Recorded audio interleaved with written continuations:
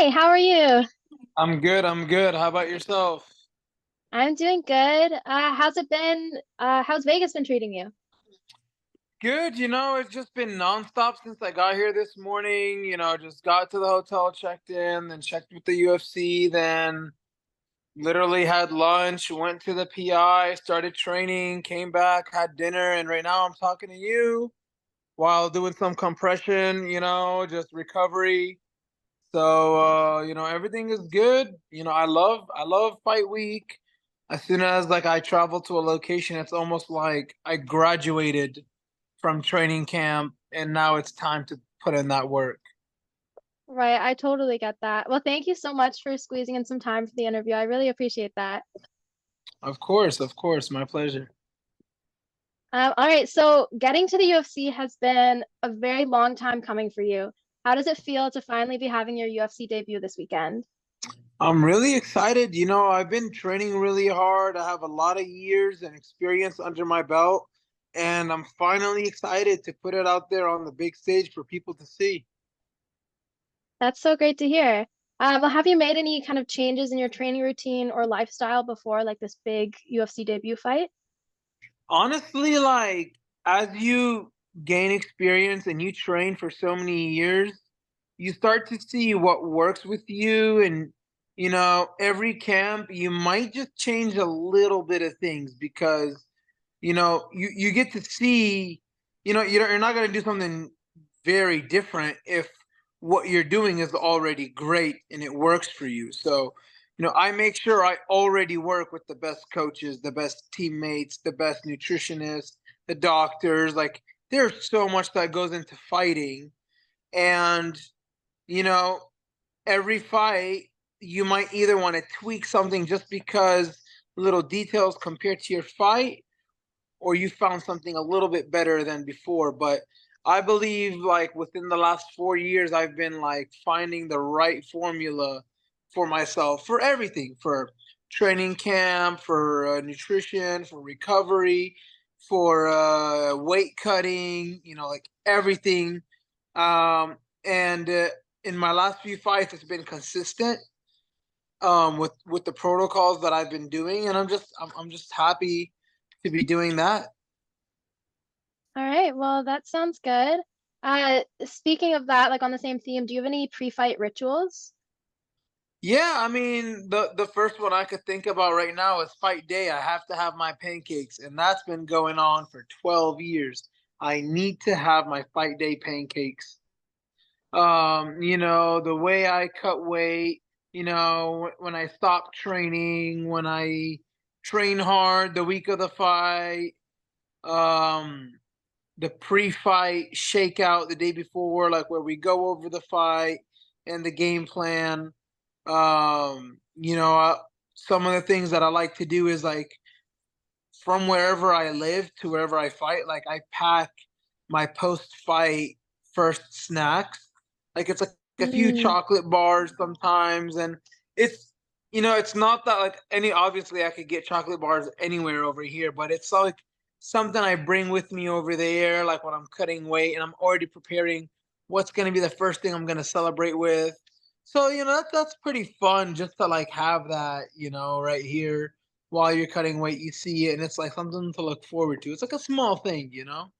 totally. Yeah, I feel like that would give a little bit of extra motivation too. Yeah, Yeah, that sounds yeah, and good. it's like from you're it's coming with you. It's like you're gonna celebrate with this. It's just funny and silly. No, I understand that. I feel like I understand the mentality there. So you've mentioned in interviews before that you would love to fight in Abu Dhabi. So now that you're in the UFC, what would it mean to you to have a fight on an Abu Dhabi UFC card? It would be amazing. I was actually there at the last UFC Abu Dhabi card. I actually did the ADXC the day before, which was a professional jiu-jitsu submission grappling event, Right. and that was amazing. And then I was able to do like commentary and analyzing the MMA event and for the UFC the next day. And just, seeing that and just knowing how much I would hype up the crowd and how much I would have everyone behind me, like I was like, this would be really fun to do, and I'd love to fight on the yearly Abu Dhabi card. Obviously, the UFC was saving me for the Saudi Arabia event, which was the event that I'm fighting right now, and then they moved it to Vegas last minute. That would have been Right. cool, but to me, like Abu Dhabi fight card is the OG fight card. Yeah, for sure. I mean, hopefully, I mean, they normally do it in October, right? Which Yeah, is a little yeah, ways away. September, October, Maybe, yeah. yeah. That would be great to see. I would really love to see that for you. So I want to talk about Contender Series a little bit. You've had a lot of eyes on you since fighting George Hardwick in the summer. Tell me a little bit about the Contender Series experience. I loved it. I loved it so much because of like how everyone, not everyone, basically the people that didn't know me doubted me. And I Hmm. love how I deal with pressure like that because I already know what I'm capable of and I know what I'm gonna do. And the people around me already know. But then there's people that just like, I don't know what they see. If they look at paper, they look at, I don't know what they look at, and then they put me as the underdog. And I said it when I was the underdog that this really does fuel me and it makes me just perform so good. And I enjoyed every bit of it. Like just people being shocked after that. I was like, I wasn't shocked. None of my teammates were shocked. None of my fans were shocked because they all knew this was coming. But that always adds like some excitement to it. And then right now, leading up to the UFC debut, I'm going against like this really explosive wrestler and boxer, and I'm like, I want people to think about like this is scary, like this is a crazy matchup. Like I want that because I know what I'm capable of doing. The more, they make it seem crazy and like dangerous for me, the more it's just going to make me look better when I win and make it look easy. Right. Okay, yeah, I understand that. So like you kind of fuel off of the underdog idea about yourself, I guess. Look, to be honest, I don't think about it much. Like you could say that there's no way you're going to win this fight and you could tell me you're totally going to beat this guy. It's the same thing for me because I'm still going to show up to practice. I still give it 100% no matter what. Like that stuff doesn't really do anything, but it only makes me feel better after the fight. Like Right. it doesn't add any pressure or stress. It doesn't keep me up at night. It doesn't really do anything really much during training camp, but it just adds to the win and to the excitement after the fight. Makes sense? Like it Yeah. might hype up the event more for people that bet, they might make big money or some people might lose big money because of me because I win. I don't care about that, but it's like after the fight, it's what makes it feel like really feel good. But during camp, it doesn't matter. Like people were telling me this camp, like, hey, did you see the odds? Like you're put at topology, like you're winning this fight by 70% or 75%, and he's at 25. How does that make you feel? Like imagine, like that's very positive for me. I was like, I don't Mhm. care at all because that doesn't mean anything. Just like how it didn't mean anything when I was supposed to lose that fight, it doesn't mean anything now that I'm supposed to win it. So I don't care about the numbers. I don't care about that, but it is pretty cool after the event. Okay. Yeah, I get where you're coming from there. So I don't know if you saw this, but George Hardwick recently came back on TikTok and he mentioned in his videos one of the reasons why he was gone is because after your fight, you'd had a conversation where you told him that a lot of your game planning, or at least a component of your game planning, came from watching his videos. Um, what kind of things were you seeing in his videos that, and like, I'm kind of just more curious about your game planning strategy and that kind of part of the preparation. That's pretty true. I study my opponents very well. I watch tape on them, but usually I just watch, their last 3 or 4 fights. Like my opponent Loic, he's got, I don't know, he's 17-5. So he's got over 20 fights, but I haven't went past his last 5 or 4 fights. Because that's it. I just watched the most recent ones. Because even me, myself, I'm not the same person I was 8 fights ago, 6 fights ago. So, but George was posting like daily videos about exactly what he does. And like he would break down his own fights. And this is why I did this. And my opponent did this to me and it bothered me a lot. And I was like, why? Like, I would literally, let's say, for example, hire someone or have a coach do this work for me. He's literally telling me what he's doing, and then stuff that he would say, if you're fighting a wrestler, this is what you should do. If you're fighting, this guy was doing that. And then he would say things about me, about what I am not. So he would say like I'm just like an average, MMA fighter that just has some hands and I could wrestle.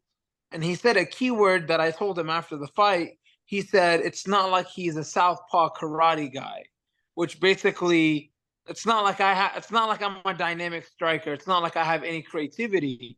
And I was like, you know what? Let's spice it up and let him think I'm coming as an aggressive wrestler and work a lot of my feints and just add striking to it. And it worked to the T. Like I could just tell during the fight, he was just so frustrated and like confused. Like, what are you doing? You're not supposed to do this. You're supposed to just try to wrestle me. And I enjoyed being so creative in that fight and dynamic. And just basically not trying to force my wrestling, not gonna get myself tired and just beat him where he's good at in the striking and in the movement and the footwork. So yeah, just that, and I just basically came out a total different person. Like if you watched any of my fights, I wanted to come out totally different because he was a fighter that studies tape. He would post videos about studying other fighters. So it wasn't really about what I would see about him, but it's the type of mindset that I was like, okay, this guy's a martial artist and he's smart. If he's going to prepare for me, then I'm going to watch me and be everything I'm not in the videos that he's watching. So if I shoot a lot of takedowns, then I'm going to show him that I want to shoot, which is the feigning. And then, but at the same time, I've had all those tools under my tool belt for years. I just never had to use them.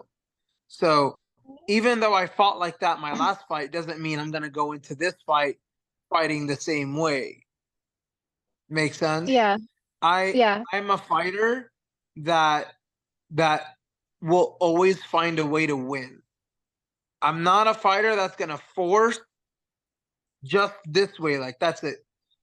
I'm going to do boxing and that's what I'm the best at. And that's what I'm going to do every fight, no matter who I'm fighting.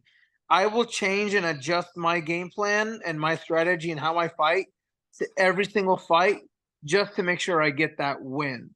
And the way I do that is by training so much and preparing so many different things. So when I walk into a fight and I'm like, okay, what tools do I need this fight? Then I just pull it out from my tool belt. Right. I mean, it's a testament to your well-roundedness as a MMA fighter. I think a lot of fighters don't have that, but you watch your fights and it's totally true that you do look like a different fighter each time. So how did you like develop this well-roundedness? I feel like it's kind of unusual for an MMA fighter. Usually they have kind of like you can classify them as a striker or a grappler or whatever, but you watch your fights and you don't really like I struggled to fit you into one of those categories or Yeah. distinctions.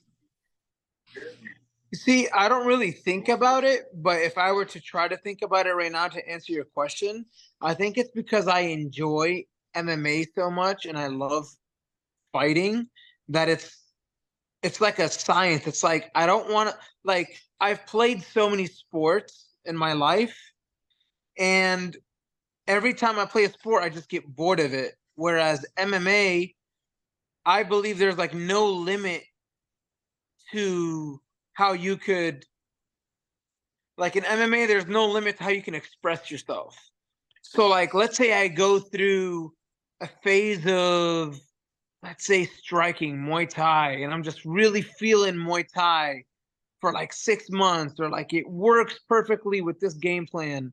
I will start to focus more on Muay Thai, with a coach that we have in the gym.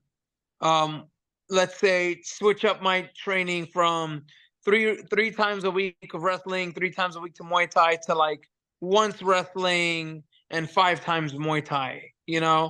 And then I'll go through a phase that I believe wrestling will be the key to winning this fight, or this is where I need to improve because I had a sparring session where I just believe like I was being manhandled, and I was like, man, I need to get my wrestling better.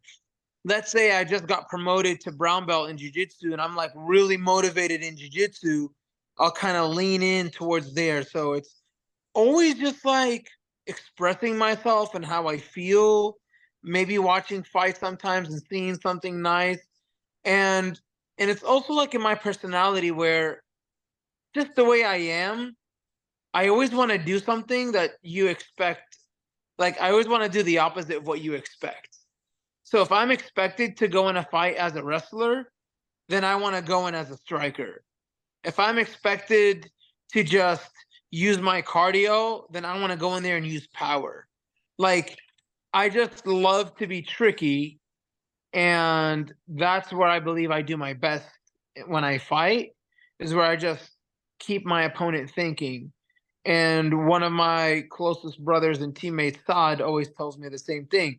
He tells me, you're the hardest to deal with when you just keep doing many different things and you mix it up together. So that could probably explain why I don't always stick to one thing and I want to keep changing it up, because I'm not the tallest fighter. I don't have the longest reach. I'm in a weight class that when you look at the numbers on paper of my body, you're like, you should maybe be a featherweight or something. So I have to use all of that creativity to make up for that. Right. That makes sense. That reminds me of, I'm sure you noticed in the commentary for the Contender Series fight, Laura Sanko compared you to Alex Volkanovski, who's another obviously like super well-rounded fighter. How did you feel about that comparison, and do you see it in your fighting at all? That was funny because that was actually like the whole part of the game plan. It was like, all right, watch a lot of Alex Volkanovski, how he moves and how he does this. And every now and then I'm like a fan of a fighter and his style. You know, starting off in the beginning, it was Jose Aldo and George St. Pierre. And if you look at my fights during that time, it really used to look like those fighters. And that was the fight camp where I was watching Alexander Volkanovski. Like I was like watching his fights just because he was always a shorter fighter, like similar body type. And that was the fight where I was like, okay, let me try to see his style and mix it into my own. But let me just take what I can, because people would tell me in the gym sometimes that you move like Alexander Volkanovski, and I was like, okay, let me just watch this guy and see what they mean. And yeah, it was pretty funny because it's like when everyone started to say it, like her and the comments and everywhere, I was just like laughing. I was like, yeah, well, that was part of the game plan, just like watching his tape and kind of do certain things that he does. That's wild that she picked up on that. But it totally does. Watching that fight, you totally emulate Volkanovski. I imagine you're a Volkanovski fan. How did you feel about that recent Yeah, fight against I was Ilya? heartbroken. I was heartbroken for him because he really is a champion. He's great. He's done a lot of great things, and I was worried that would happen, when everyone told me their Mhm. predictions. I was like, this is what I predict would happen, and this is what I really hope doesn't happen. Um and it sucked to see him go out like that. But yeah, his opponent had a great game plan, and he's fast, he's quick, powerful, and he got him. Yeah, he got him. I'm a big Volk fan too, so that was a tough Yeah, watch. yeah, Yeah. yeah. So another thing I noticed in your fight is that like your pace and your movement, your output is just so impressive. What kind of things do you do to maintain and improve your cardio in your training? I just train a lot at a high pace. Like I just like to keep a high pace. Like if I'm doing jiu-jitsu, it's like high pace grappling. If I'm doing boxing, high pace boxing. It wasn't anything specific to that fight that made me focus on my cardio. Like that's I just always train at a high pace, really. And that fight, I needed to show it that fight. Like I told you, tools in the tool belt. It was that fight that showed the pace on the footwork. Whereas if you look Right. at the fight before that, it was a 5 round fight, but I kept a high Mhm. pace, but in the grappling, you know, they Yeah. they don't look the same. And believe it or not, the grappling one sucked more, you know. Um, but it's always the high pace if the fight is gonna go long because you know I don't go in there just fishing for a finish. I enjoy fighting. I want to do my best. I want to look good doing it. And either until I catch my opponent or they give up, that's usually how I'll get the finish. Do you feel more satisfied after a fight finishing it or just like dominating someone for the I full mean, amount of the fight? obviously finishing it as soon as possible is always the best, because you have less risk of injury. It looks nicer on your record, you know. You basically get to get to do it's more exciting obviously when you get finishes and it feels better. So, I learned that don't rush it because that's usually when I lost, as I was really rushing the finish. And Mhm. so I've seen fights where I didn't rush the finish and it came within 2 minutes. So I believe in Right. myself that, when the opening is there, I will jump on it, but I'm not going to force it and get myself in trouble. Okay. Yeah, that makes sense. Well, what's your preferred way to finish a fight? Knockout or TKO. I love either standing knockouts or like a knockdown followed by bunches of punches, just to just like to see the fight end and get a little like aggression out before it actually ends. Like, obviously a KO, like a surprise KO where you throw a punch and he's just gone. That looks really good on camera and it's nice, but like a nice TKO where like you drop him and then you just get to jump on and let out like you get to see the fight end as it's ending. That feels better, but the KO finish looks better. Okay, I get what you're saying there. Okay. So what do you like to do outside of fighting? It's a bit of a different line of questioning here. Oh, there's no, that's so easy. I love to cook and barbecue. Um, I love to barbecue, like smoke brisket, ribs, make steaks. I have a big appetite for food. Like I'm a big foodie. So aside from fighting, I'm either hitting it on the grill or like testing out local restaurants or traveling to go to restaurants. And like when I order, I'll order like almost the whole menu. Like I'm talking about filling the table up. So that's what I do. And then it's not a diet. It's not called intermittent fasting. It's just my own thing. I will eat up the whole restaurant and then maybe not eat for a full day and just train for like 6 hours the next day. So that's how I would maintain staying in shape. It's like maybe I train so much and go there on a super empty stomach, eat up the whole restaurant, and then not eat again for another day. Um, I get to enjoy that a lot. I have a good tight group of friends, or let me say brothers, and that's whenever the barbecue skills come out. We all come together. We'll either barbecue outdoors with some paddle boarding or, barbecue at the house and watch the UFC fights. It's a great way to bring each other together, and they're all athletes, fighters, even. So yeah. That is very Alexander Volkanovski-esque with the cooking. Yeah, But that yeah, sounds yeah. really I've, fun. I've even I've even won barbecue competitions too. First place. Wow. Yeah, yeah. Congratulations. Thank you. That's super cool. So who are some of your favorite fighters and maybe some of your favorite UFC fights that have happened in the past? Well, obviously, we're just talking about Alexander Volkanovski. I'm a big fan of Habib as well.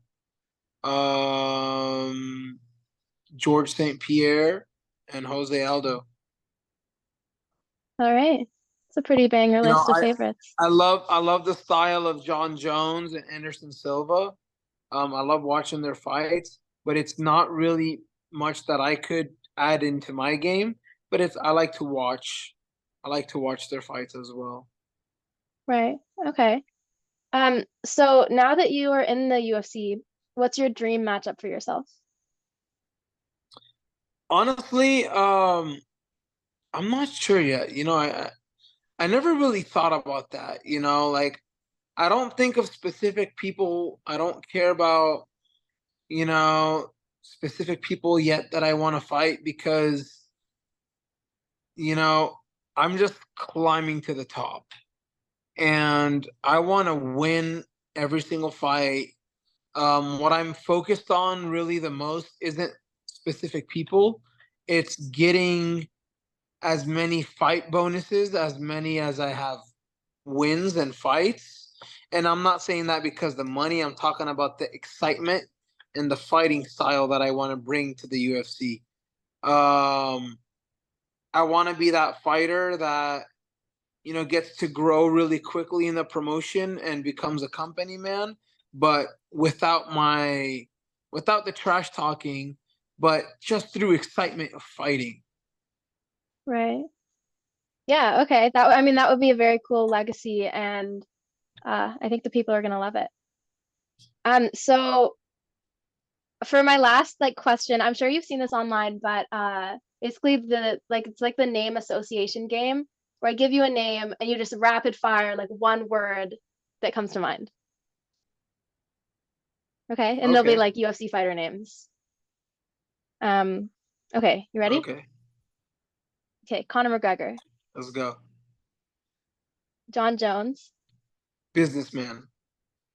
Tony Ferguson, Legend. Paddy Pimblett, Little psycho in the head. Dustin But I Poirier. respect him. Okay, yes. Tough. Tough. All right, Justin Gaethje, Tough as well. BMF for sure. Matt Frivola. I don't know him. Okay, um, Michael Chandler, Motivating. Charles Oliveira, Submission artist. Islam Makhachev. Khabib 2.0. All right, those are great. Okay, well, that's all I have for you. Thank you so much for making the time to meet with me today, and I'm super looking forward to your Awesome. For fight. sure. So, Awesome. Thank you. I appreciate it. all right, good luck, and yeah, I hope you have a fun fight week, and I'm looking forward to it. Thank you.